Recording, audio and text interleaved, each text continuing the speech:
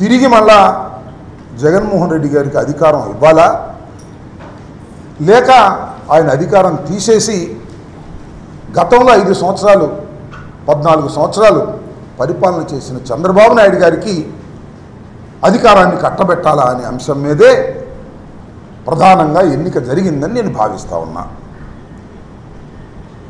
గతంలో చంద్రబాబు నాయుడు గారి పరిపాలన చూసిన వారు, 5 సంవత్సరాల పరిపాలన జగన్మోహన్ రెడ్డి గారికి చవి చూసిన వారు ఓట్లు వేయడానికి వచ్చినటువంటి తీరు చూసినప్పుడు నాకు చాలా ఆశ్చర్యం వేసింది. ఉదయం నేను 7:30-8 గంటలకు వెళ్ళా. అప్పటికే బారులు తీరి ఉన్నారు. నేను అడిగే 8ంటికి వచ్చారమ్మా అని. మేము 5ంటికే వచ్చామండి అని అన్నారు. అంటే 5 గంటలకే మహిళలు, వృద్ధులు వచ్చి లైన్లో నిలబడ్డారు. పెద్ద ఎత్తున లైన్లో నిలబడి తన ఓటు హక్కును వినియోగించుకున్నారు. దీనికి కారణం ఏమిటి, దీనికి సంకేతం ఏమిటి అనే విషయాన్ని మనం ఒకసారి ఆలోచించాలి. నేను లైన్లో ఉన్న వారందరినీ చూసే ఎక్కువ మంది వృద్ధులు, వికలాంగులు, మహిళలు ఎక్కువగా ఉన్నారు. నేను భావిస్తున్నా 5 సంవత్సరాలు జగన్మోహన్ రెడ్డి గారి పరిపాలన చూసిన తర్వాత, సంక్షేమ కార్యక్రమాలు అందుకున్న తరువాత నా బిడ్డ జగన్మోహన్ రెడ్డిని మరొక్కసారి ముఖ్యమంత్రిగా చేయాలనే తాపత్రయంతో తమ ఓటు హక్కుని వినియోగించడం కోసం గంటల తరబడి వృద్ధులు, గంటల తరబడి మహిళలు, గంటల తరబడి వికలాంగులు క్యూలో నుంచున్నారనేటువంటి భావన కలిగింది నాకు పెద్ద ఎత్తున. లాస్ట్ ఎన్నికల్లో జరిగినటువంటి పర్సంటేజ్ సుమారుగా 79-80% ఉంది.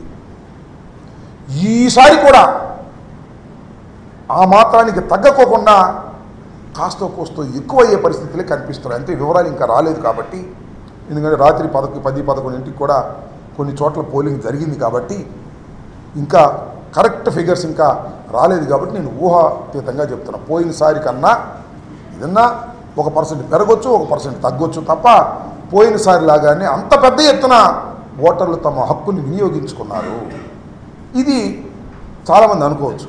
పూర్వం మాకు కూడా, నేను కాంగ్రెస్ పార్టీలో ఉన్నప్పుడు చాలాసార్లు పోటీ చేసినప్పుడు ప్రభుత్వ వ్యతిరేకత ఉంటే ఎక్కువ పర్సంటేజ్ ఓటు అవుతుంది అనేటువంటి భావన ఉన్నది.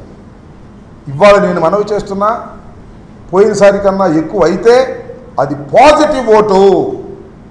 పాజిటివ్గా జగన్మోహన్ రెడ్డి గారిని తిరిగి మళ్ళీ అధికారంలోకి తీసుకురావాలి, మా సంక్షేమ కార్యక్రమాలను అమలు చేసుకోవాలి, సుఖవంతంగా బతకాలి అనేటువంటి భావనతో బడుగు బలహీన వర్గాలు, మైనారిటీసు, ఎస్సీలు, బీసీలు, సంక్షేమాన్ని అందుకున్నటువంటి అనేక మంది ఓటర్లు వచ్చి తమ బాధ్యతను నిర్వహించుకొని మళ్ళా తిరిగి జగన్మోహన్ రెడ్డి గారిని ముఖ్యమంత్రిగా చూడాలనేటువంటి తాపత్రయం వారి ముఖాల్లో నిన్నే కాదు కనిపించింది.